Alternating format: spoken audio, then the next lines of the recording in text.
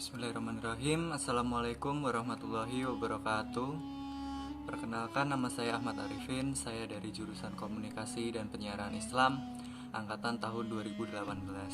Di sini saya akan menjelaskan beberapa hal yang saya pahami mengenai mata kuliah Islam dan Budaya Jawa. Yang pertama, saya belajar bahwa Islam datang dan disebarkan di Jawa tanpa ada kekerasan. Malah Islam mencoba menyatu dengan budaya setempat. Islam disebarkan dengan kesenian dan adat istiadat setempat yang semula di suatu adat berdoa dan meminta kepada selain Allah, kemudian diluruskan berdoa kepada Allah. Jawa sendiri adalah orang yang tinggal di Pulau Jawa. Secara geografis mungkin seperti meliputi Jawa Timur, Jawa Tengah, dan daerah istimewa Yogyakarta. Untuk Jawa Barat, Banten, dan DKI Jakarta ditempati oleh suku lain. Meskipun mereka tinggal di Pulau Jawa, tapi mereka tidak mau disebut sebagai orang Jawa karena mereka memiliki suku yang berbeda. Orang Jawa memiliki tata krama yang unik. Dari segi bahasa, memiliki 3 tingkatan, yaitu moko, bahasa yang sering digunakan antar teman, yaitu bahasa aku dan kowe. Kemudian untuk tingkatan kedua yaitu kromo madya yang agak lebih sopan, menggunakan aku dan sampean.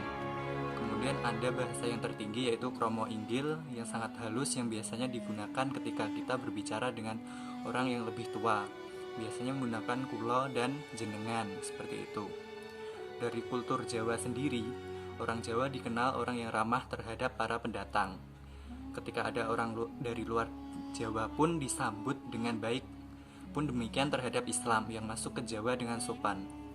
Bayangkan jika Islam disebarkan dengan kekerasan, mungkin tidak akan bertahan lama di Pulau Jawa. Dan sebaliknya, Islam akhirnya diterima dengan baik dan menjadi agama mayoritas yang ada di Jawa. Sebelum Islam datang di Jawa, masyarakat Jawa sudah memiliki beberapa kepercayaan, yaitu animisme, kepercayaan kepada roh-roh, leluhur dan makhluk halus.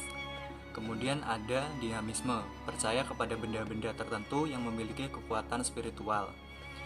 Dan agama Kapitayan, agama masyarakat Jawa pada dahulu, kemudian masuk agama Hindu-Buddha, dan akhirnya Islam datang dan menjadi mayoritas. Islam sendiri terhadap budaya Jawa memiliki 3 reaksi, yaitu yang pertama, menerima. Masyarakat Jawa dulu punya agama dan segala sistemnya, dan baru kemudian Islam datang. Sebagai Islam, akhirnya ia menerima kebudayaan Jawa.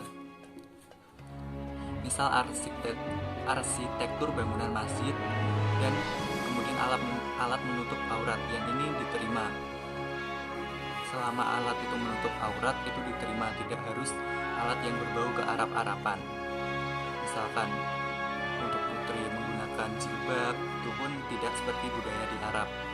Dan kemudian misalkan yang putra memakai batik atau memakai sarung, jadi tidak harus memakai jubah seperti orang-orang Arab di sana.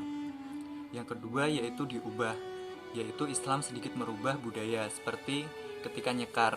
Pada zaman dahulu, nyekar itu digunakan untuk memuja roh-roh nenek moyang.